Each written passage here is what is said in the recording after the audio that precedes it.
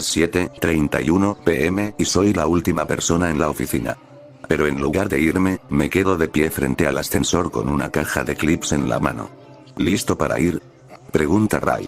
Me mantiene la puerta del ascensor abierta.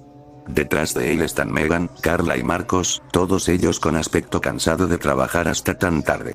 La primera vez que esto sucedió, abrí la boca para decir que sí, pero de repente cambié mi respuesta al recordar mi resolución de perder algunos kilos. En ese momento dije, gracias, pero tomaré las escaleras. Esta vez no digo nada. Como quieras, dice Ray de todos modos, como si yo hubiera hablado. Abre la puerta, pero antes de que pueda cerrarse, tiro la caja dentro. Aterriza en una esquina y la tapa se abre, esparciendo su contenido como una granada de clip. Luego la puerta se cierra y vuelvo a estar sola. Nadie en el ascensor pensó que esto fuera extraño. De hecho, ni siquiera se dieron cuenta. He hecho este pequeño experimento muchas veces, así que no me sorprende que no reaccionaran. Tampoco me sorprende mirar hacia otro lado y ver la caja de clips nuevamente sobre mi escritorio, como si nunca la hubiera tocado. Mis otros experimentos terminan de la misma manera. He bloqueado las puertas, he gritado y suplicado, y he agarrado el brazo de Ray, pero nada hace una diferencia duradera. Mis compañeros de trabajo nunca responden, y todo se reinicia. Siempre termino sola en la oficina, al menos hasta que reaparece el ascensor y Ray me pregunta si estoy lista para irme. Me he cansado de experimentar, pero no hay mucho más que hacer por aquí.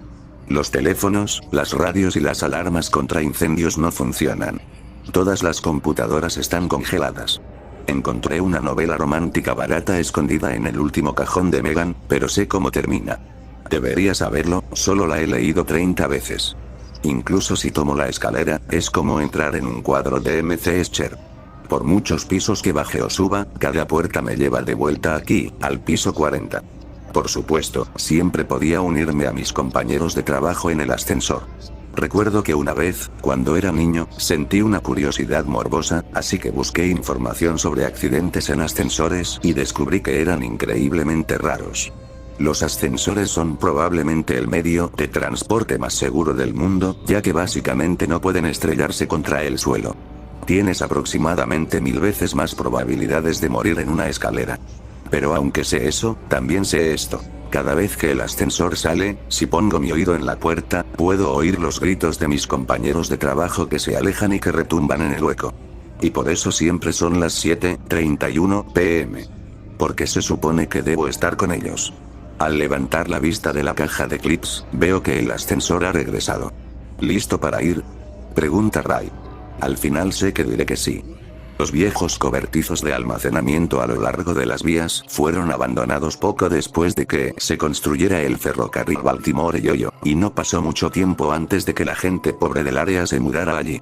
Los cobertizos proporcionaban refugio, de algún modo, aunque el viento invernal todavía se colaba por cada grieta, y las pequeñas chimeneas que construían los pobres hacían poco para mantener a raya el frío. Una mujer amable y gentil llamada Jenny vivía sola en uno de los cobertizos más pequeños. Había pasado por momentos difíciles y, sin familia que la protegiera, se vio obligada a buscar trabajo donde pudiera y a acogerse a cualquier refugio que estuviera disponible para alguien con poco dinero. Jenny nunca tenía suficiente para comer y en invierno su pequeño fuego apenas la mantenía con vida durante los meses fríos. Aún así, mantenía el ánimo en alto e intentaba ayudar a otras personas cuando enfermaban o necesitaban comida, a veces prescindiendo de ella misma para que otro pudiera comer. Una fría tarde de finales de otoño, Jenny estaba sentada temblando junto al fuego, bebiendo caldo de un cuenco de madera, cuando una chispa saltó del fuego y le prendió fuego a la falda. Decidida a saciar su dolorido estómago, Jenny no se dio cuenta de que su ropa estaba en llamas hasta que el fuego atravesó la gruesa lana de su falda y empezó a quemarle la piel. Jenny se levantó de un salto aterrorizada y arrojó el caldo sobre las llamas, pero el líquido no hizo nada para apagar el fuego. Aterrorizada, Jenny huyó de la cabaña y corrió por las vías, gritando pidiendo ayuda mientras las llamas envolvían su cuerpo. La estación no estaba lejos y, instintivamente, Jenny se dirigió hacia allí con la esperanza de encontrar a alguien que la ayudara. En cuestión de segundos, su cuerpo se convirtió en un infierno resplandeciente y Jenny se sintió abrumada por el dolor. Sus gritos se volvieron más horribles a medida que sus pasos se ralentizaban. Se tambaleó ciegamente sobre las vías justo al oeste de la estación, una bola de fuego que apenas parecía humana. En su agonía, no vio el faro brillante del tren que doblaba la curva ni escuchó el chirrido de los frenos cuando el maquinista vio su figura devorada por el fuego e intentó detenerse. Un momento después, sus terribles gritos se interrumpieron cuando el tren la atropelló. Alertados por el silbato, los trabajadores de la estación llegaron corriendo mientras el ingeniero detenía el tren y corría por las vías hacia la pobre Jenny muerta, que seguía ardiendo. Los hombres apagaron el fuego y llevaron su cuerpo de vuelta a la estación. Le ofrecieron un funeral de pobre y la enterraron en una tumba sin nombre en el cementerio local. En pocos días, otra familia pobre se había mudado a su choza y Jenny quedó olvidada. Todo quedó en el olvido hasta que un mes después un tren que doblaba la curva al oeste de la estación se topó con una bola de fuego que chillaba. Demasiado tarde para detenerse, el maquinista atropelló a la figura resplandeciente antes de poder detener el tren con un chirrido. Saltando de la locomotora, corrió de nuevo por las vías para buscar un cuerpo destrozado y en llamas, pero no había nada allí. Conmocionado, llevó su tren a la estación e informó del incidente al jefe de estación.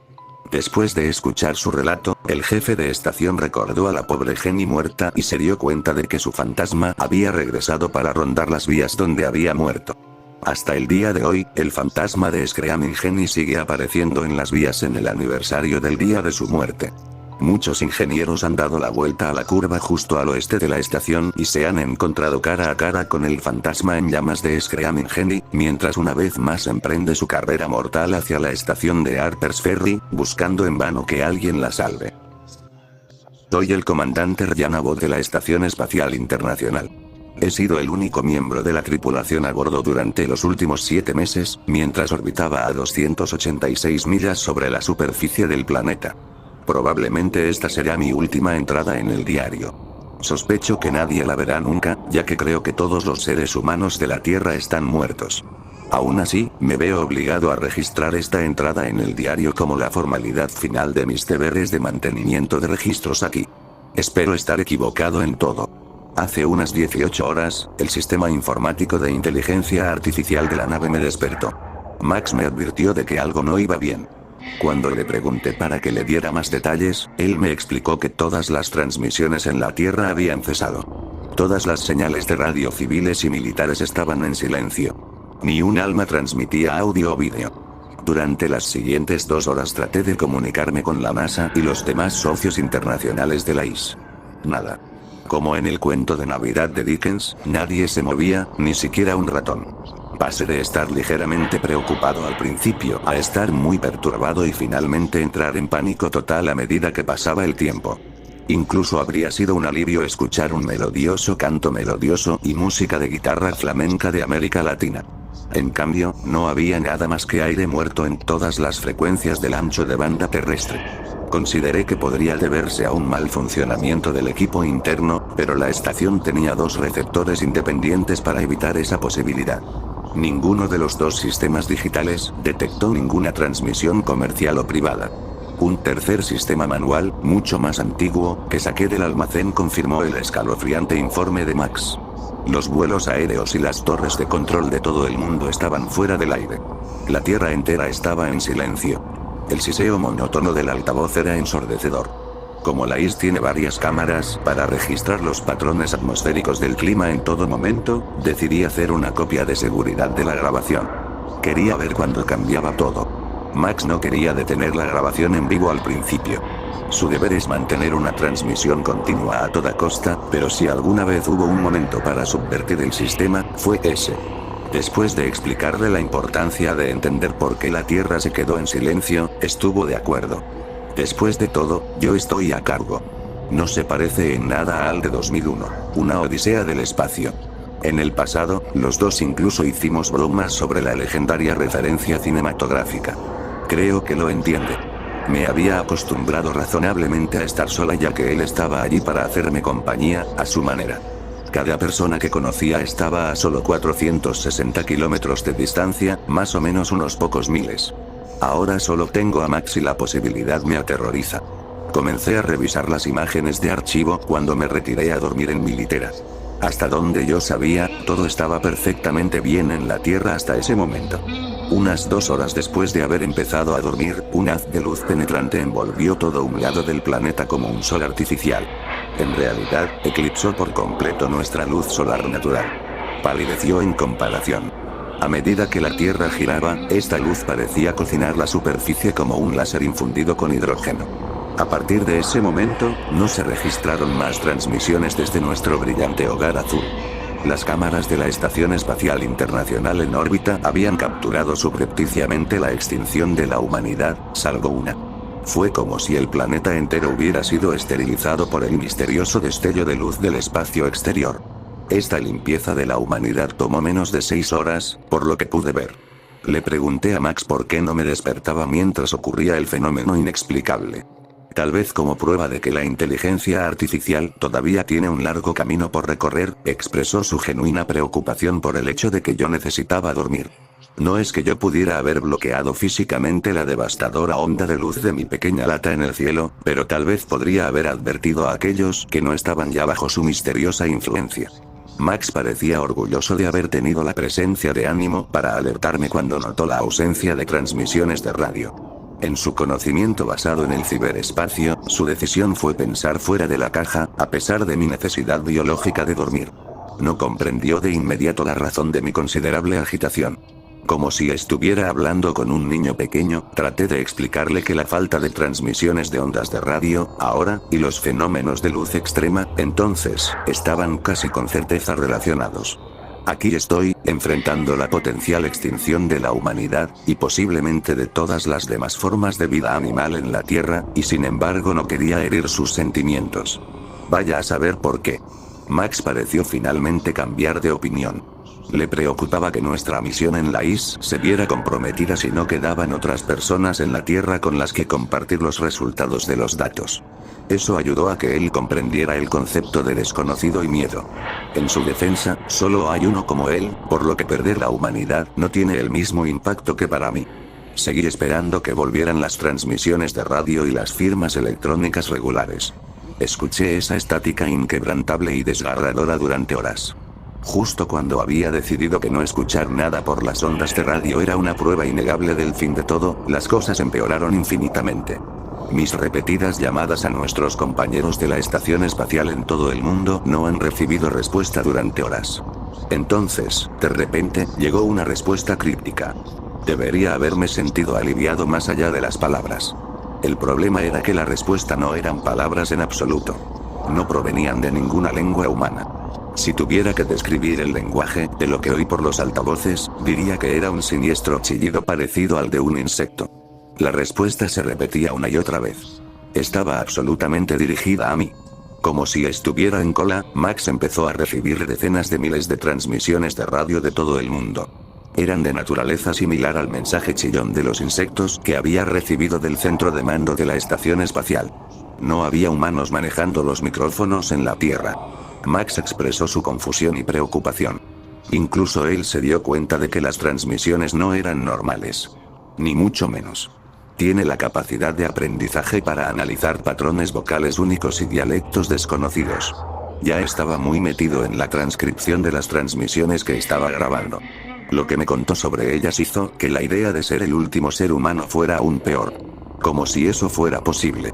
Una especie interestelar gigante de criaturas voladoras se ha transportado a la Tierra en su búsqueda de un nuevo hogar. Como un enjambre de langostas viajeras, se desplazan de planeta en planeta, tomando el control de cada nuevo mundo y diezmando sus recursos naturales. La Tierra es su nuevo objetivo. Tal vez en su afán por apoderarse del planeta, yo había escapado a su atención. Ahora, sin darme cuenta, había anunciado mi presencia. En un malentendido que sería hilarante si no fuera lo más trágico del mundo, Max imitó su mejor expresión de emoción. «Dijeron que vienen por ti», exclamó. Con el mundo de la humanidad acabado, estaba genuinamente preocupado de que los nuevos señores supremos de los insectos me dejaran varado en la estación espacial. No tenía fuerzas para explicar lo que significaba su mensaje. En su nivel de comprensión, la extinción de la humanidad no era un gran problema siempre que hubiera otras criaturas biológicas con las que coexistir. Nunca podría explicar que no tenía intención de vivir entre estos conquistadores parecidos a langostas, ni ellos tienen intención de dejarme vivir. Max necesitó muchos años más para alcanzar ese sofisticado nivel de comprensión. Lamento que nunca tenga la oportunidad. Le he cogido mucho cariño. Espero que todavía quede algo de resistencia subterránea entre nuestra especie para recuperar la Tierra. Desafortunadamente, no tengo forma de saberlo, pero planeo hacer estallar la estación cuando lleguen. Incluso si solo elimino a unos pocos de ellos en la explosión, será mi esfuerzo independiente para ayudar. Al final de esta entrada, me despediré por última vez y transmitiré mi archivo de registro a la sede de la IS. Solo puedo esperar que queden otros sobrevivientes para ver esta grabación y beneficiarse de mi plan. Comandante Ryanovod, Estación Espacial Internacional. 18 de agosto de 2023.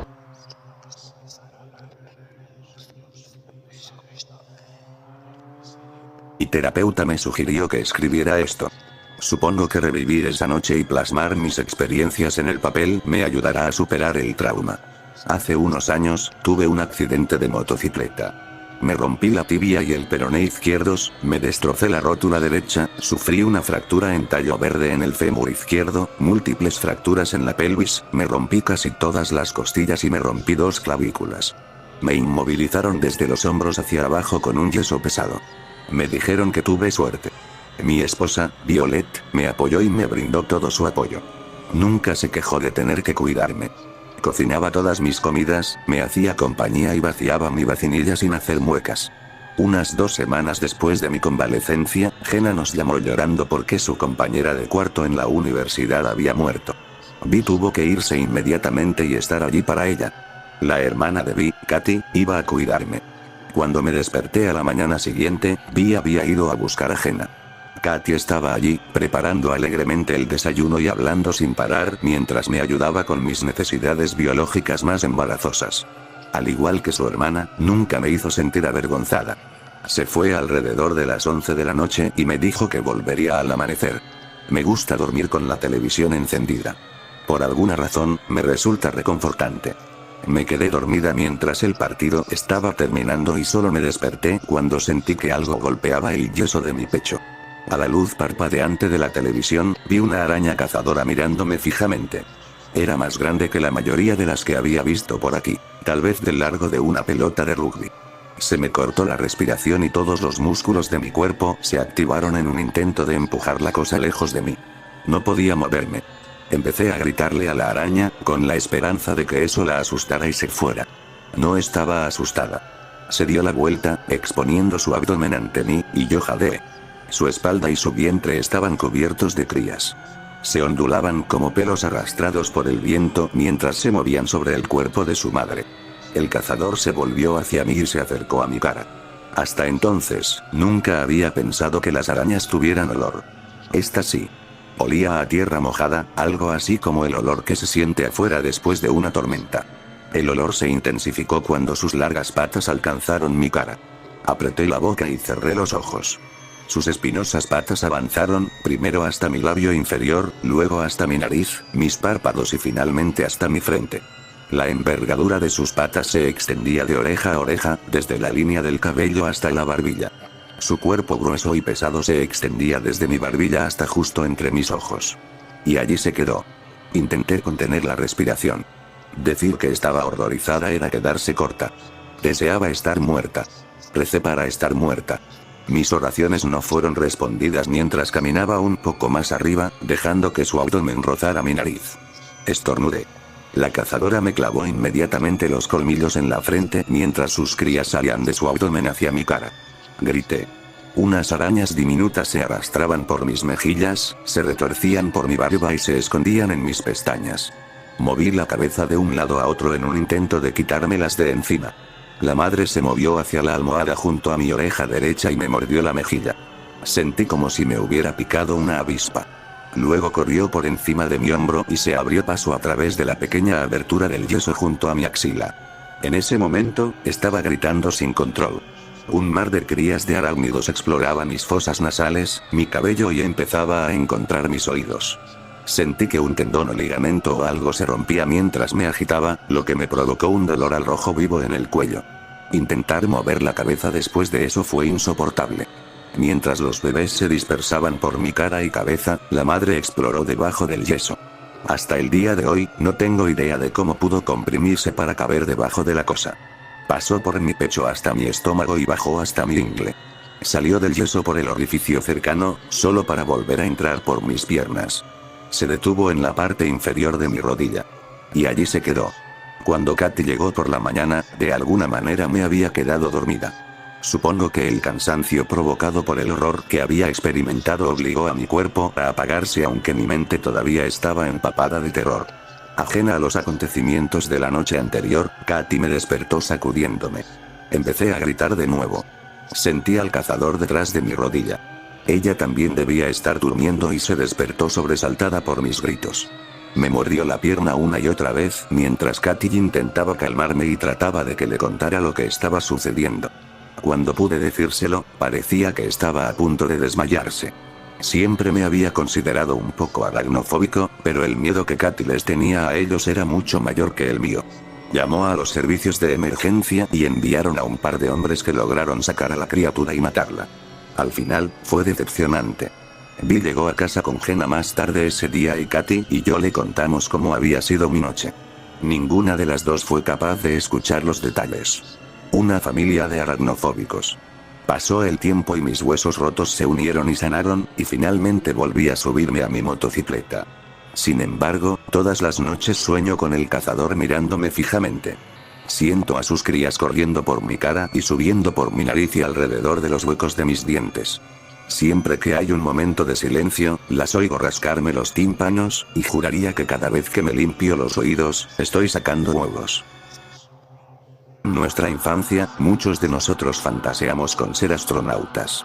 Hay algo fascinante, emocionante y romántico en la idea de emprender un viaje a ese gran y oscuro mundo que nos rodea, conquistando las estrellas y los parajes desconocidos de nuestra humilde y pequeña galaxia por el bien de la humanidad. Y, por supuesto, matando a unos cuantos hombrecitos verdes en el camino. Sin embargo, pocos de nosotros podremos cumplir estos sueños extravagantes. Ser astronauta, un emisario del cosmos, requiere algo más que la capacidad de aguantarse el almuerzo después de un despegue turbulento.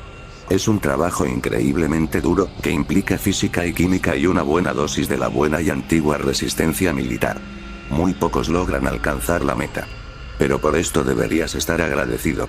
Verás, yo era astronauta y no creo que vuelva a estar bien nunca más. Cada noche, los recuerdos aterradores vuelven a despedazarme mientras duermo. Me despierto con frío, empapado en mi propio sudor y lágrimas, y sin aliento. Todo por culpa de aquella noche. Todo empezó con total normalidad, o con la máxima normalidad posible, cuando es más difícil soltar un chorrito de pasta de dientes que ganar la carrera olímpica de relevos. Mi compañero y también astronauta, Robert, se había ido a la cama mucho antes que yo, quejándose de malestar estomacal tras haber consumido otra de nuestras, poco sabrosas raciones. Cuidado con no cagarte encima, le dije en tono de broma. Ya sabes cuánto trabajo daría limpiarlo. Sentirse mal en condiciones de baja gravedad es una experiencia desagradable, como puedo asegurarles personalmente, así que mis simpatías estaban con Robert. Sin embargo, a medida que avanzaba la noche y me harté de perder contra la IA de ajedrez de a bordo una y otra vez, me aburrí dolorosamente. Uno de mis pasatiempos favoritos consistía en quitarme lentamente los zapatos, observando cómo los cordones fibrosos eran envueltos por la trampa de la gravedad cero y se elevaban hacia el techo de la cabina. Claro, fue infantil, pero no me juzguen por ello si no lo han probado ustedes mismos. Incluso las cosas más pequeñas pueden divertirte en un entorno tan solitario y de otro mundo. Mientras observaba cómo mis suelas de goma despegaban como una lanzadera sobre mi cabeza, fue cuando lo oí. Al principio, débilmente, pero inconfundible en el completo silencio de la cabina. Estático. Venía de una de las radios incorporadas a nuestros cascos. Por un momento me quedé allí sentado, hipnotizado. Probablemente no era nada. Estábamos en el espacio, rodeados de cientos de satélites que transmitían multitud de información. No era descabellado pensar que estábamos captando una señal perdida. Y aún así, mi instinto me decía que era algo más. Me levanté de mi asiento y floté por el pasillo hasta llegar al armario de nuestros trajes espaciales. La estática se hizo más fuerte cuando alcancé mi casco, así que supe cuál de nuestras radios necesitaba una puesta a punto. Tomé el casco y busqué la radio. Y luego se detuvo. «Hola». Se oyó una voz de mierda saliendo del receptor. Me sobresalté tanto que casi pegué un grito y me golpeé la cabeza con fuerza contra la rejilla de metal que había a unos centímetros detrás de mí. Ah. Hola, ¿hay alguien ahí? Me quedé paralizada, todavía frotándome la nuca. ¿Qué demonios estaba pasando? No teníamos previsto presentarnos en el centro de control hasta dentro de 2 días. A pesar de mis preocupaciones, levanté la radio y la apreté contra mi oído. Y cometí el mayor error de mi vida. Hola. Soy Michael Stanton de Rising Dawn. ¿Me escuchas? Cambio. La voz me llegó casi de inmediato. Sonaba frenética y sin aliento, y casi de inmediato me sentí mal. Gracias a Dios. No sé cuánto más podré aguantar aquí. Si tú no hubieras llegado, mi corazón empezó a latir con fuerza, martilleándome el pecho. ¿Qué pasa? ¿Desde dónde te estás comunicando? Cambio. Estoy justo afuera de tu nave, Stanton. ¿Puedes abrir la escotilla y dejarme entrar? Creo que por un momento se me heló la sangre. No había forma de que hubiera nadie allí. No había otros seres humanos en cientos de miles de kilómetros a la redonda. Estábamos solos allí arriba, Robert y yo. Esa había sido la cuestión. La voz se puso ansiosa cuando no respondí. ¿Qué estás esperando, Stanton? Abre la maldita escotilla y déjame entrar. Sentía la boca más seca que una lija. Tenía la lengua hinchada y pesada como un trozo de mantequilla. No me salían las palabras. Vamos, Stanton. ¿Vas a dejarme aquí? Reuní fuerzas para apagar la radio, dejándola resbalar entre mis dedos y flotar en el aire. La miré alejarse, aliviada de estar lejos de ella. Mi pecho todavía latía con fuerza y ahora sentía que mis dedos empezaban a temblar. Quería vomitar, pero no salía nada. El cuerpo se acostumbra a las duras condiciones, pero no sabía cómo prepararse para esto. Me apoyé en la pared mientras intentaba recuperar el aliento. Cerré los ojos, intentando escapar de la oscuridad infinita que me rodeaba, solo para encontrar otra que me esperaba bajo mis párpados. Entonces, cuando pensé que no podía empeorar, lo escuché. Déjame entrar. La voz no era como antes. Sonaba demoníaca, ya no era humanoide, sino profunda, gutural y feroz. La radio seguía flotando, silenciosa como el espacio que nos envolvía a ambos. La voz venía a través de las paredes, desde fuera de la nave. Déjame ahora. Podía oír su respiración. Era ronca, pesada y animal, algo similar a lo que imagino que debe sonar un demonio cornudo cuando respira. Se escarbó contra el cuerpo de la nave en el exterior, arañando como si buscara una forma de entrar. Durante un par de momentos misericordiosos, se quedó en silencio. Entonces, la cabina se llenó de una cacofonía de tambores metálicos, mientras lo que fuera que estaba afuera comenzó a golpear el costado del barco con lo que fuera que tuviera un equivalente a manos. El sonido era implacable, ahogando todos y cada uno de los pensamientos que pudieran haber estado rondando por mi cabeza. Me aparté de la pared y me dirigí al lado opuesto, desesperado por estar lejos de la fuente del golpeteo.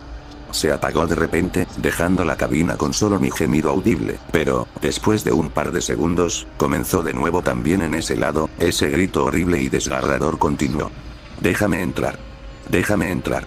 Déjame entrar. Debí de haber perdido el conocimiento en algún momento, debido a la pura presión de todo aquello, porque mi siguiente recuerdo fue el de Robert dándome una bofetada. La noche había llegado y se había ido, y la cabaña estaba en silencio una vez más. De alguna manera, había dormido durante todo el proceso. No lo podía creer. Por un momento pensé que debía haber imaginado toda la experiencia. Pero luego descubrimos que mi radio no estaba en mi casco y la realidad de toda la pesadilla comenzó a calar en mí. Nadie me creyó.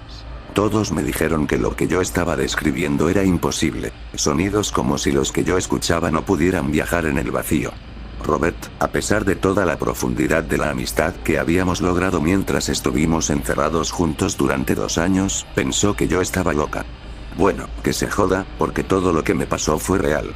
Absolutamente real. Incluso ahora, 20 años después de que regresé a casa, los recuerdos son más vívidos que nunca. Ninguna terapia forzada o visitas a psiquiatras desgarbados y condescendientes me liberarán jamás de ellos.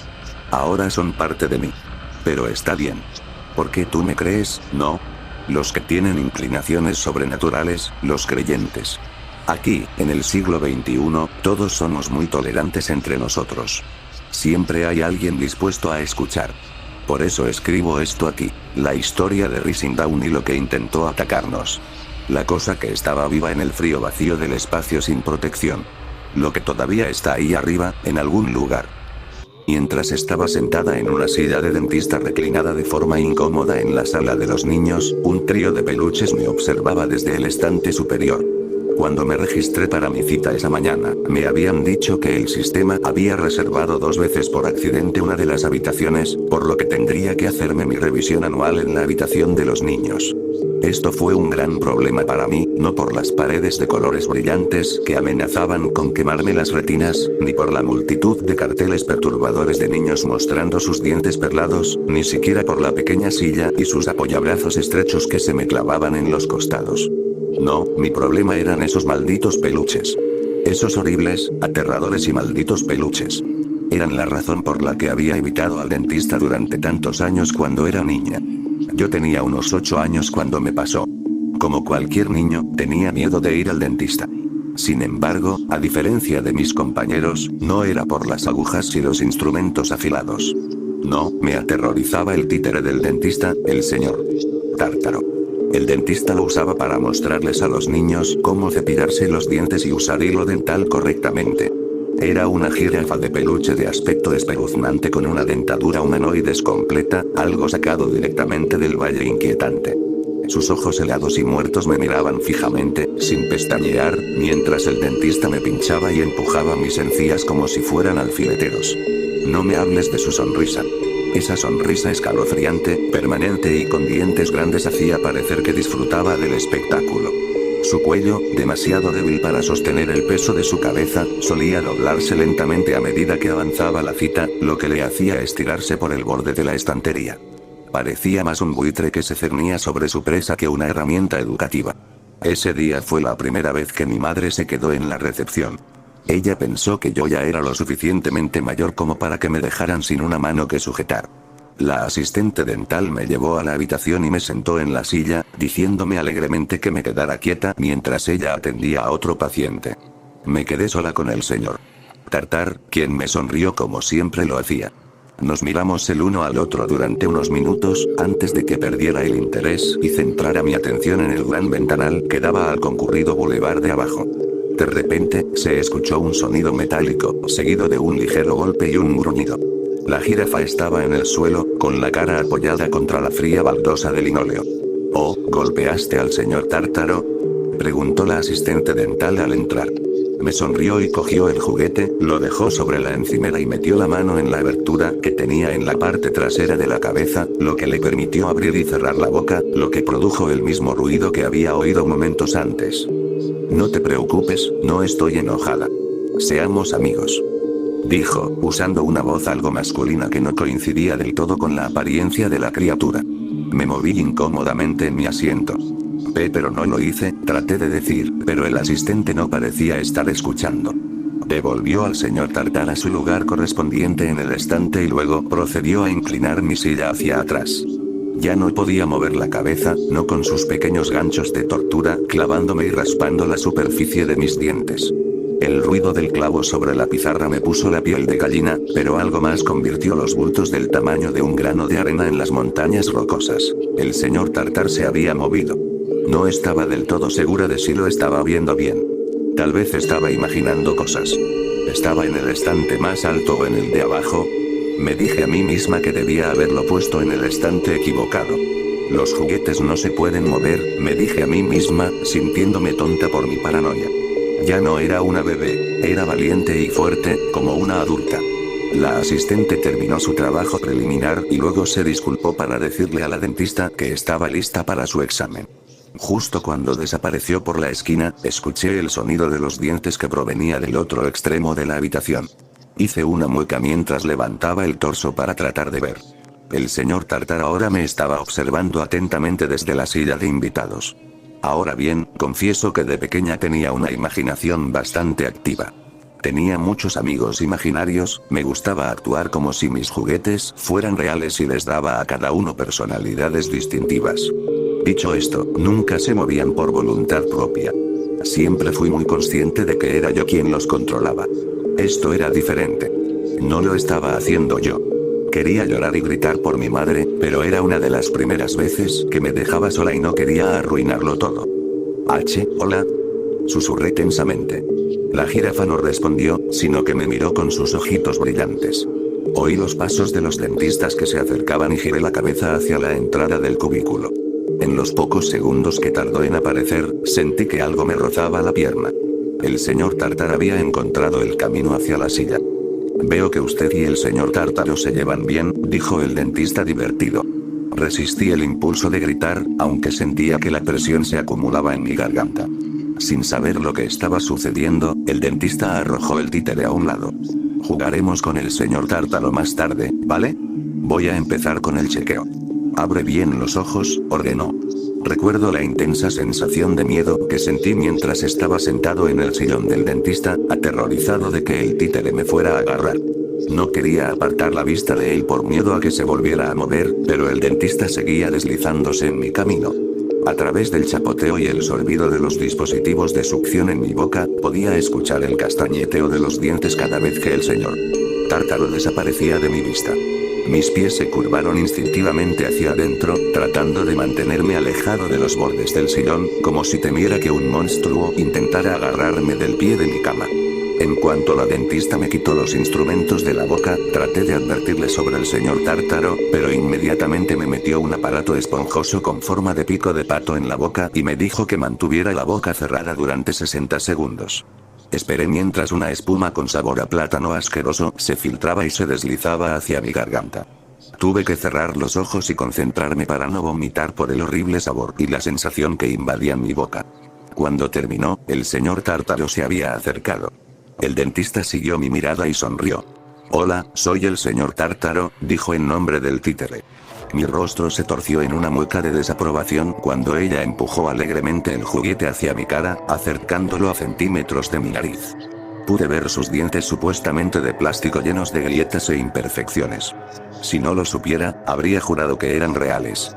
Había demasiados detalles en cada diente individual para un juguete producido en masa. ¿No vas a saludarme?, preguntó, moviendo el peluche delante de mi cara. Hola señor Tártaro, murmuré. La mujer sonrió y lo sentó en mi regazo. Esto es lo que vamos a hacer, dijo, señalando la ranura en la parte posterior de su cabeza. Vamos a jugar un juego, ¿de acuerdo? Tú serás el señor Tártaro y yo seré el cepillo de dientes. Cogió un cepillo viejo de demolición, con cerdas que apuntaban en todas direcciones. La clínica le había pegado ojos saltones y dibujado una sonrisa en el dorso para que pareciera más amigable. Con una voz aguda y femenina, la dentista habló de nuevo. Hola, soy la señora Cepillo de Dientes. Escuché que quieres asegurarte de que tu boca esté en óptimas condiciones, yuk yuk. Abre bien la boca y te mostraré cómo se hace.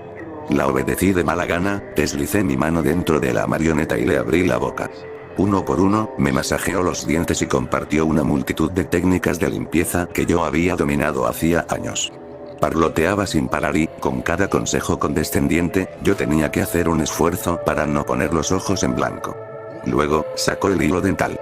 Debería haber sabido lo que iba a pasar a continuación. Mientras deslizaba una mano dentro de la boca del señor Tártaro, pude sentir que la cabeza de la jirafa intentaba cerrarla. Mi pequeña mano intentó con todas sus fuerzas mantener su boca abierta, pero cuanto más me resistía, más fuerte tiraba. Te va a morder, advertí. El dentista se rió. No seas tonto. El señor Tártaro no me comería. Solo come niños pequeños. Me tensé y mi rostro se retorció de horror. Ella debió haber visto la expresión de sorpresa en mi rostro, porque rápidamente agregó, solo estoy bromeando. El señor Tartar no le haría daño a nadie. Como si fuera una señal, los dientes perlados del señor Tartar se apretaron contra su mano con todas sus fuerzas. Recuerdo el grito. Recuerdo la sangre. Recuerdo el pulgar medio cortado que colgaba de su mano. La gente inundó la habitación en una oleada de pánico. Traté de decirles que no lo había hecho. Traté de decirles que el señor Tartar la había mordido, pero me habían pillado con la mano en la masa, por así decirlo. Podía sentir sus miradas acusadoras quemándome de odio, y luego, la mirada de decepción en el rostro de mi madre. A mi familia se le prohibió entrar en esa clínica y a mí me enviaron a terapia. Al final me obligaron a admitir lo que había hecho, porque nadie creyó nunca mi historia. Lo cual me lleva de nuevo a mi última cita y a esos 3 peluches que había en el estante. Un canguro, un cocodrilo y un dragón. Me observaban y yo los observaba a ellos. Me aseguré de no quitarles nunca los ojos de encima. hasta que salí de la habitación. Mientras caminaba por el pasillo, escuché el ruido de unos dientes, como una risa maníaca, resonando detrás de mí.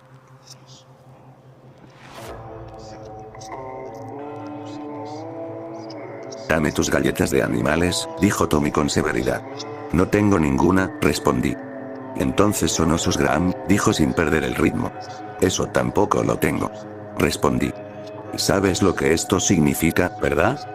Preguntó entrecerrando los ojos mientras señalaba la puerta de metal oxidada. Bajarás al sótano. No. Me quejé sin sentido. No había forma de razonar con Tommy. Lo habían retrasado un año después de haber reprobado su grado, lo que significaba que era el mayor de nuestra clase. La gente le tenía miedo, por supuesto, y los otros matones se apresuraban a unirse a su grupo. Podía salirse con la suya con todo. Era más grande y más rápido que yo. Antes de que pudiera intentar correr, me tenía agarrado por el cuello. Abrió la puerta de golpe y me arrojó a la oscuridad, cerrando la puerta detrás de él. Intenté abrirla, pero me di cuenta de que estaba poniendo todo su peso sobre ella para evitar que escapara. Mi única opción era caminar hasta allí y esperar encontrar un interruptor de luz. El sótano de nuestra escuela primaria era un lugar realmente espeluznante y no se nos permitía bajar allí. Eso no impidió que Tommy lo usara como su prisión personal. Verás, la puerta estaba en un área aislada detrás de las escaleras en la parte trasera del edificio, fuera de la vista de las cámaras de seguridad. Todo lo que Tommy tenía que hacer era colocar un par de vigías en el pasillo y tenía el lugar perfecto para acosar. Se metía con nuestros compañeros más débiles y amenazaba con encerrarnos si no le dábamos nuestras meriendas. Todos siempre cedían. Ese día era mi turno, pero mamá aún no había hecho las compras de la semana. No sé qué era peor, el miedo a lo desconocido o la posibilidad de que los rumores que había oído fueran ciertos. Nunca había conocido a nadie que hubiera sobrevivido a estar en el sótano antes, pero había oído a mucha gente hablar sobre el hombre del reloj. Al parecer, si te quedabas en la oscuridad el tiempo suficiente, lo oirías susurrar tic-tac desde cada rincón de la habitación. La cantidad de tics se sumaba a la cantidad de años que te quedaban de vida. En retrospectiva, sonaba estúpido, pero para un niño, era aterrador. Mientras estaba allí, en la habitación desolada, toqué nerviosamente la pared de cemento e intenté encontrar el camino. Tal vez encontraría otra salida, esperaba. Mi corazón latía cada vez más rápido mientras bajaba las escaleras. Ojalá hubiera agarrado la grapadora pesada que estaba en mi escritorio cuando vi a Tommy mirándome en clase antes. De esa manera, al menos habría tenido algo con qué defenderme. ¿Qué haría si apareciera el hombre del reloj? Desde la esquina de la habitación, escuché un sonido de alguien arrastrándose y dejé escapar un grito de miedo. ¿Quién está ahí?, grité, apretando fuertemente mi mochila contra mi pecho. Tic-tac, tic-tac, tic-tac, entré en pánico. Ni siquiera pensé en contar cuántos tic-tac escuché. Simplemente corrí escaleras arriba y hacia la puerta tan rápido como mis piececitos me permitieron. Mis brazos golpearon el metal con desesperación. «Déjenme salir», grité. «El hombre del reloj me va a atrapar. Por favor, déjenme salir». No hubo respuesta del otro lado, ni siquiera el sonido de la risa de Tommy y sus amigos. Tic-tac, tic-tac, tic-tac, probé la manija y la encontré desbloqueada. Empujé la puerta para abrirla, pero me tambaleé hasta el pasillo vacío. Tommy se había divertido y no se había quedado después. Había ido tras otro niño con la esperanza de conseguir frutas o algo así. Tratando de ocultar mis lágrimas, me dirigí al baño y me escondí en uno de los cubículos. No quería que mis compañeros de clase me vieran llorar. Nunca lo superaría. Y lo que era más importante, no quería que Tommy me viera así. Si mostraba alguna debilidad, sabía que empezaría a meterse conmigo todo el tiempo. No era justo, pero así era la vida en la escuela primaria. Finalmente me convencí de que uno de los amigos de Tommy debía haber estado escondido en el sótano todo el tiempo y que el hombre del reloj no era real. Era la única forma en que podía dormir esa noche. A partir de ese momento, me aseguré de tener siempre conmigo galletas de animales, por si Tommy volvía a molestarme. Me encantaría decir que Tommy recibió su merecido poco después, pero pasaron algunos años y desearía haberlo dejado pasar. Acababa de empezar el sexto grado, había tenido un gran crecimiento durante el verano y superaba fácilmente a todos los de mi clase, incluido Tommy. Mis padres me habían inscrito en un campamento de fútbol, por lo que también me había puesto en forma. Aunque Tommy aparentemente se había olvidado de mi pequeña temporada en el sótano, yo no. Se estaba preparando para acosar a Peter, uno de los niños flacuchos de mi clase. Dweedledee y Dweedledum se pegaban a Tommy como imanes. Típico. Sin Tommy, no tenían autoridad. Observé y esperé desde la escalera mientras acosaban al pobre Peter, empujándolo contra la puerta. Sabía que Peter no iba a poder pagar a Tommy, porque yo había tomado temporalmente la custodia de su lonchera. Ya sabes, por el bien mayor. Esperé hasta que Tommy abrió la puerta del sótano, antes de saltar a la vista y empujar a Tommy adentro. La mirada de sorpresa en sus ojos valió la pena. Peter salió corriendo como un conejo asustado y los cómplices de Tommy siguieron su ejemplo.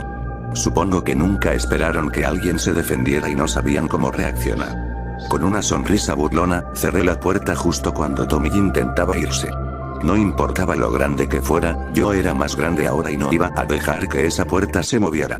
Sus gritos furiosos y sus ruidos de golpes pronto cesaron y supuse que bajaría las escaleras para explorar, tal como yo lo había hecho. Después de 10 minutos sin hacer ruido ni intentar escapar, acerqué mi oído a la superficie de la puerta. Podía escuchar los gemidos apagados en el interior. Esa es la diferencia entre yo y la gente como Tommy. A él no le importaba a quién lastimaba, pero a mí sí. Sus gritos formaban un nudo de culpa en mi estómago. Con un suspiro, abrí la puerta y lo llamé. Está bien, amigo, ya puedes salir. Si vuelves a hacer esa tontería, cerraré la puerta y tiraré las llaves. Tommy estaba sollozando. Puse los ojos en blanco. Ni siquiera le diré a la gente que tienes miedo a la oscuridad. Vamos. Me preocupé un poco cuando no respondió, así que usé mi bolso para abrir la puerta y caminé hacia el sótano. Apenas podía ver su silueta en el rincón más alejado. Vamos, Tommy, murmuré. Tic-tac, tic-tac, a medida que mis ojos se acostumbraban a la oscuridad, comencé a distinguir la silueta, y seguro como el infierno no era Tommy. El hombre era grande, calvo y completamente desnudo. Estaba acurrucado en el suelo, abrazando sus rodillas mientras contaba el tiempo. Se me erizaron los pelos de la nuca al ver su piel irregular y podrida. No muy lejos de él estaba Tommy, mirándolo como un ciervo deslumbrado por los faros de un coche. Las lágrimas caían de su rostro paralizado. Lo agarré y tiré con fuerza, arrastrándolo hacia las escaleras en un frenesí. Tommy salió de su estupor una vez que llegamos arriba y corrió por el pasillo sin decir una sola palabra. Cerré la puerta detrás de mí, tratando de alejar la imagen del hombre del reloj mientras me preguntaba qué debía hacer. ¿Decírselo a un profesor?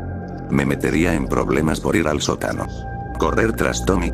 ¿Hacer como si nada hubiera pasado? Decidí seguir el rastro de lágrimas y los gemidos de Tommy. Lo encontré en el mismo baño en el que me había escondido años antes. Escucha, ¿estás bien, de acuerdo? Dije, intentando tranquilizarlo a regañadientes. Tú también lo viste, ¿verdad? ¿Al hombre del reloj? Me preguntó. Sí, ¿cuántas garrapatas? Preguntó. No sé.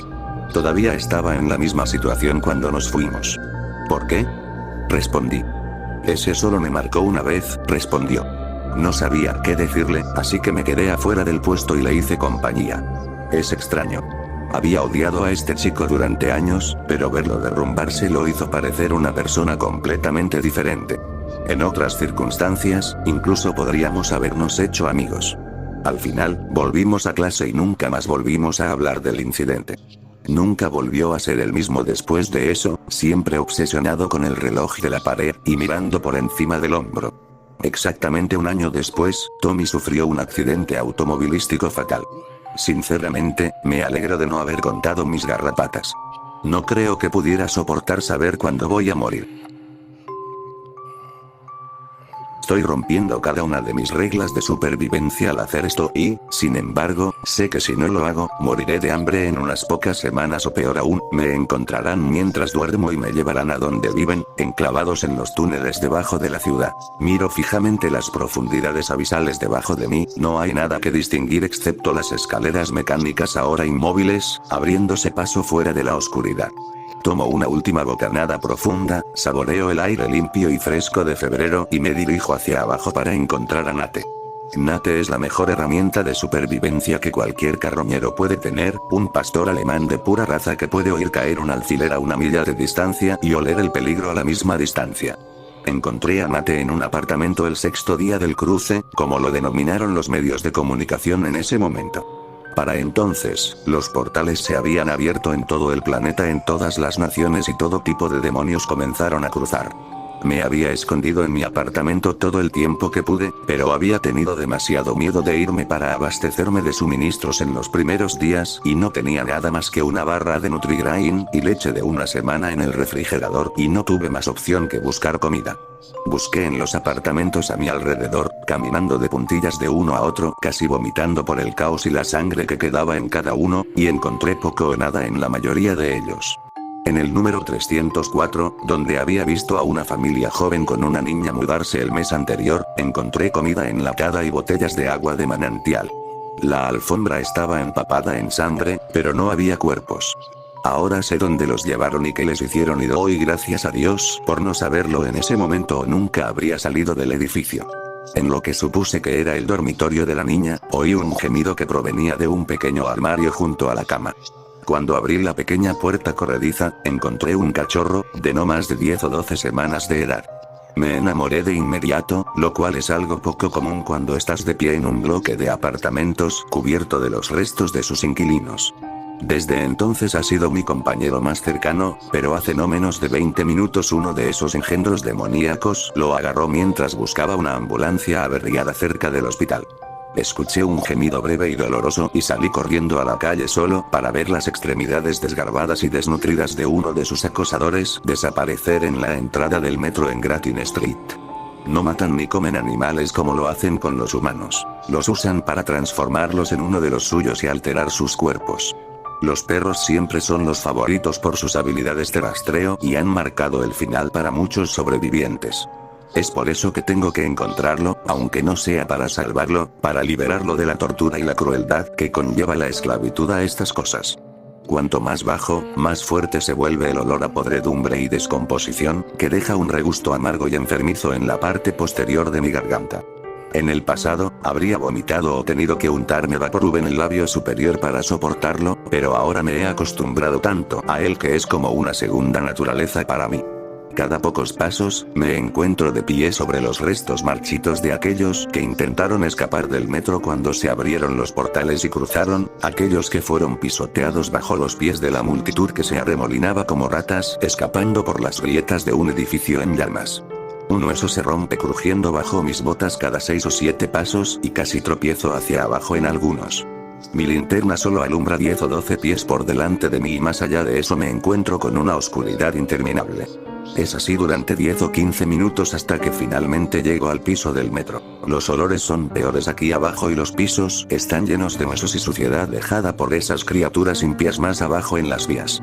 De repente, un grito inhumano resuena desde algún lugar no muy lejano en la oscuridad y mi corazón cae hasta mi estómago como una tonelada de plomo. Apago mi luz y me tumbo boca abajo sobre las baldosas frías, mi corazón golpeando contra mi caja torácica y el suelo debajo de mí. Oigo un suave repiqueteo que corre a lo largo del techo en algún lugar a mi derecha y escucho mientras desaparece casi con certeza por las vías hacia las profundidades, tal vez para alertar a sus hermanos demoníacos más abajo.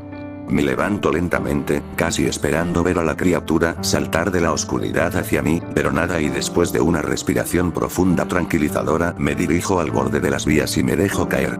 Giro la parte superior de mi linterna de acero barata y, cuando la luz comienza a atenuarse, avanzo por las vías y me dirijo hacia su hogar, hacia lo que casi sé que es mi muerte. Los gritos y aullidos hambrientos que oigo en el camino deberían ser suficientes para obligarme a darme la vuelta y correr tan rápido como pueda por el túnel y volver a la superficie, pero no puedo abandonar a Nate porque él nunca me ha abandonado. Siempre ha sido leal y sé que si lo hago, la vergüenza y la culpa que albergaré me matarán más rápido que cualquier demonio. Después de lo que parecen horas, pero probablemente no más de 20 minutos, llego a un cruce de vías y a un vagón de tren. Una vez iluminado como un árbol de Navidad, lleno de pasajeros que hacen su día, ahora yace decrépito y sin vida, y lo que sea que pueda estar vivo dentro ciertamente no es humano. La puerta del vagón está abierta de par en par y cuelga de no más de una o dos de sus bisagras. Paso por la puerta y entro en el carruaje y la primera evidencia de esas cosas está frente a mí. Cientos de huellas superpuestas unas a otras dejadas en sangre de pies y patas y cosas que parecen pezuñas como las de un cerdo pero mucho más grandes. En algunas se pueden distinguir las largas garras y uñas utilizadas para destripar y desmembrar a personas como yo, personas lo suficientemente tontas como para entrar en sus dominios. Los aullidos son más fuertes y cercanos ahora, a no más de 400 o 500 metros frente a mí. No camino, me agacho y avanzo por el carruaje. Pequeños trozos de entrañas y vísceras yacen esparcidos por el suelo del carruaje. Hago todo lo posible por no pararme sobre ellos, pero siento la pegajosidad de la sangre coagulada y los fluidos bajo mis pies. Puedo escucharlos fuera de los carruajes a ambos lados, el crujido de los huesos y el suave sonido húmedo de ellos devorando carne, resoplidos y gruñidos mientras lo hacen. Siento ganas de ponerme de pie y correr, todo mi cuerpo y mi mente me lo piden a gritos, pero por más difícil que sea, lo ignoro y sigo adelante, lenta pero seguramente siguiendo lo que solo puedo esperar que sean los pasos del secuestrador de Nate. Veo el final del carruaje frente a mí y una vez más, me tumbo boca abajo y comienzo a arrastrarme hacia él, la linterna ilumina ligeramente los lados de la puerta. Cuando finalmente llego, me encuentro con una imagen que sé que nunca me abandonará hasta el día de mi muerte. Frente a mí, de espaldas, agachada sobre Nate, la figura del acosador, la piel de su espalda pálida con un tono verde enfermizo, llagas y costras que aparecen a intervalos a través de ella y su columna vertebral sobresaliendo debajo de su cuerpo irregularmente largo.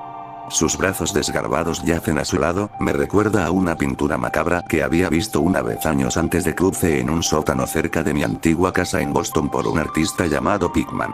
Frente a él, y por todas partes, yacían numerosas pilas de cuerpos y partes de cuerpos, y encima y entre ellos demonios de todo tipo, cuernos y hocicos sobresaliendo de entre el desorden, mientras que otros estaban cubiertos de un pelaje espeso y oscuro manchado con la sangre de esas pobres almas traídas aquí. Cerca de la cima de la pila más cercana, a 8 o 9 metros frente a mí, un demonio yace boca abajo con apéndices como los de un insecto conectados a un cuerpo que, aunque deforme, parece humano, pero todo reconocimiento de humanidad se desvanece cuando veo la antena en su cabeza como la de una mantis o un escarabajo. Su cabeza está enterrada en el torso, de lo que parecen los restos de una mujer. Al principio creo que Nate está muerto, pero veo el lento y constante ascenso y descenso de su pecho. Todavía está vivo. Entonces me doy cuenta de que esta es mi única oportunidad de salvarlo antes de que lo lleven más profundamente a los túneles hacia cualquier cosa oscura y malvada que espere convertirlo en una criatura como las que me rodean para usarlas para llenar este pozo con más sustento para la sed insaciable de estas cosas. No parecen notar la tenue luz de la linterna y la dejo en el suelo a mi lado de cara a la espalda del acosador. Deslizo mi mano por mi costado hasta mi cinturón y lentamente saco el cuchillo militar de la funda debajo de él. Lentamente me impulsé hacia adelante, cada segundo parecía minutos y lentamente balanceé mis piernas hacia abajo del carruaje y me encontré afuera, mi sombra ahora impresa en la espalda del acosador frente a mí. Sé que un error, un movimiento o paso en falso y lo alertaré a él y a todas las criaturas a mi alrededor. Siento que el sudor comienza a acumularse en mi frente y paso una fracción de segundo planeando mi ataque. Me arrastro hacia el costado de la criatura y, mientras mi pie avanza simultáneamente, llevo un brazo hacia adelante a lo largo del costado de su cabeza, mi mano se abre para cubrir la boca de la criatura, mientras la otra apuñala hacia arriba, la punta de la hoja corta el piso de su boca hacia arriba y hacia su cerebro. Siento que sus labios se mueven debajo de mi mano mientras intenta soltar un grito, pero es demasiado tarde y siento que su cuerpo se afloja y cae al suelo debajo de mí. Los pocos segundos posteriores son los más alerta que he estado. Espero escuchar los aullidos de venganza de los otros demonios sellando mi fe, pero nunca llegan y continúan festejando sin saber lo que ha sucedido. Deslizo mis manos debajo de Nate y lo levanto lenta y cuidadosamente, lo acuno entre mi pecho y mis hombros y lentamente me arrastro de regreso al carruaje. El viaje de regreso a través de los túneles es el doble de rápido que el de bajada y, aunque todavía soy consciente de los peligros de alertar a una de las criaturas, acelero el paso. Antes de darme cuenta, estoy subiendo de nuevo a la plataforma junto a las vías y siento que el cuerpo de Nate empieza a retorcerse y a sacudirse contra mí. Justo cuando me acerco a la parte superior de las escaleras mecánicas y siento que la luz del sol de la superficie brilla en mi rostro, sus ojos parpadean y se abren y me lame un lado de la mejilla.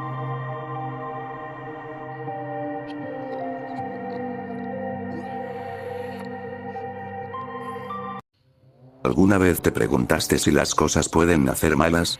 En esta era ilustrada en la que vivimos, conceptos como el bien y el mal suelen considerarse obsoletos, incluso arcaicos.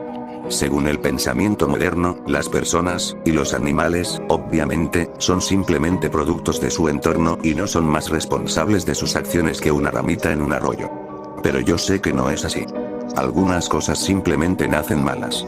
Hace unos 10 años, tuvimos una pastora alemana llamada Duquesa que tuvo una camada de cachorros, 7 en total. 6 de ellos se parecían a cualquier otro pastor que hayas visto jamás, el séptimo era blanco como la nieve. No era un albino verdadero, solo tenía el pelaje blanco, la nariz negra y los ojos azules. Nunca tuvimos dudas sobre cuál de las dos nos quedábamos fuera de esa camada. La llamamos Princesa. Antes de que transcurrieran 6 meses, todos los planes que teníamos de regalar o vender a los demás se volvieron irrelevantes, ya que todos los demás estaban muertos. Los encontrábamos a un ritmo de aproximadamente uno por mes, no destrozados ni nada, simplemente muertos como si hubieran muerto mientras dormían. Al principio, pensamos que tal vez su madre, al ser su primera camada, los estaba aplastando o asfixiando accidentalmente. Más tarde ya no tuvimos ninguna duda de que los había matado. En menos de un año, llegó a dominar a su madre, a su padre, el alfa duro que era, y, hasta cierto punto, a nosotros también. Sus padres la evitaban. Cuando les ofrecíamos comida, comía hasta saciarse, sin que los otros dos la desafiaran. Una vez traté de ahuyentarla y dejar que los otros dos comieran. Me gruñó, mostrando esos colmillos blancos perfectos frente a sus encías incongruentemente negras y soltando un gruñido tan profundo que lo sentí en mis entrañas más que escucharlo. Después de eso, la dejé sola también. A menudo me he preguntado si los padres de asesinos en serie saben que están gestando un monstruo. Es decir, claro, algunos de ellos son los culpables de cómo resultan sus hijos, productos de hogares jodidos con abuso sistemático de todos los sabores posibles, pero también están los que parecen ser verdaderas aberraciones. Son esas familias las que me dan curiosidad. Sonríen y ríen y fingen que todo está bien. Sé que sí lo hicimos. Le quitamos importancia a las rarezas que rodeaban a la princesa, tratamos de racionalizar su comportamiento, las cosas raras que hacía, como matar conejos y dejarlos colgados en los arbustos detrás de nuestra casa. Algunos perros hacen eso para demostrar que te quieren, los gatos también, decía mi padre. Para ellos, es simplemente traerte comida. A mí me pareció que se estaba burlando de nosotros. Al igual que los cachorros de años anteriores, ninguno de esos conejos tenía una marca. La princesa, al igual que su mamá y su papá, estaba bien cuidada y nunca le hacían falta alimentos, así que no era como si estuviera cazando para alimentarse. Sus innumerables presas siempre estaban intactas. No, lo único que la vi comer fue un gatito. Teníamos algunos gatos salvajes en el bosque que rodea nuestra casa y una gata madre tuvo una camada en nuestro cobertizo de herramientas. La palabra salvaje es exagerada. La mayoría de ellos eran lo suficientemente mansos como para que los acariciáramos, y esta mamá estaba entre ellos. Un día volví a casa de la escuela y me dirigí a la parte de atrás para verlos. La puerta del cobertizo estaba abierta y dentro encontré a la princesa, con las mandíbulas rosadas por el festín. Mientras devoraba al último gatito, sus hermosos ojos azules no se apartaron de los míos. La mamá que encontramos se exhibió en lo que yo consideraba el arbusto de los conejos. El momento decisivo llegó ese mismo año, cuando encontramos muerto a su padre. Era el mejor perro que habíamos tenido nunca y que jamás tendremos.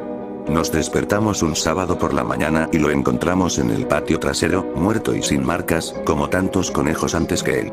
Puedo contar con los dedos de una mano la cantidad de veces que vi llorar a mi padre. Esa fue una de ellas. Fue entonces cuando descubrimos también cómo mataba de forma tan limpia. Estrangulaba a su presa. Como un jaguar. El pelaje del cuello de su padre todavía estaba húmedo por su saliva. Pasamos esa mañana enterrando a ese viejo y fiel perro, y luego nos mandó a mi madre y a mí lejos con algún pretexto. No se dijo nada, pero no había ninguna duda sobre lo que pretendía hacer. Estoy seguro de que algunos de los que leéis esto pensaréis que la idea de sacrificar a un animal es abominable, pero ¿qué otras opciones tenía, en realidad? ¿Llevarla a un refugio de animales? ¿Dársela a otra familia? ¿Quién podría hacer eso y acostarse con la conciencia tranquila? Al final resultó que no pudimos dormir nada esa noche, independientemente de nuestra decisión. Pasamos esa tarde en casa de mi tío. Una vez, cuando volví de jugar para buscar un vaso de agua, escuché a mi madre decirle a mi tío que a veces se preguntaba si el perro estaba poseído o algo así. Yo también me había preguntado lo mismo a veces. Más tarde esa noche, poco antes del atardecer, recibimos una llamada de papá. Aparentemente, el crimen estaba consumado. Cuando llegamos a casa, ya se había lavado y cambiado de ropa, pero poco podía hacer para ocultar sus heridas, y menos aún para ocultar la mirada atormentada de sus ojos. Tenía los 2 brazos y una pierna vendados y eso ya era bastante malo, pero lo que se me quedó grabado todos estos años después fue lo aterrorizado que parecía. No fue hasta que pasé por un combate que reconocí esa expresión. Es el aspecto que tienen los hombres después de haber mirado a la muerte directamente a la cara. Mi padre nunca habló de ello, pero llamó a un amigo de la calle de al lado para que viniera a ayudar, y es de él de quien obtengo esta parte de la historia. La princesa era muchas cosas, entre ellas, sanguinaria y malvada, pero estúpida no estaba entre ellas. En eso, por lo menos, se parecía a su padre. Su padre, Rocky, era famoso por entrar a la casa sin ayuda de nadie cuando había tormenta. Había descubierto cómo abrir con la pata la puerta corrediza de cristal que daba al patio. Lo que era realmente asombroso era que también tenía la presencia de ánimo para cerrarla detrás de él. Como no era estúpida, ella sabía que algo estaba pasando y se escabulló, desapareciendo en el bosque. Papá, que no quería posponerlo y estaba en modo venganza total, llamó a su amigo que vivía al final del camino y le contó todo, así que los dos se fueron de cacería. En sus propias palabras, ella estaba mintiendo por nosotros. Si suena absurdo decir que la princesa estaba tendida en una emboscada, entonces no he logrado transmitir lo equivocado que estaba todo en ella. Los condujo en una persecución por esos bosques, ladrando cada vez que parecía que los estúpidos humanos la habían perdido de nuevo. Luego se acostó debajo de un saliente en la orilla del arroyo justo donde el camino lo cruzaba y esperó. Ella se abalanzó sobre mi padre en el instante en que se adentró en el arroyo, agarrándole la pierna y obligándolo a caer de cabeza al agua. Luego fue directo a su garganta. Mi padre ya había perdido su rifle en ese momento y la agarró con ambas manos para tratar de defenderse, luchando con 52 kilos de dientes, barras y músculos en medio metro y medio de agua, mientras Princess le atacaba los brazos todo el tiempo.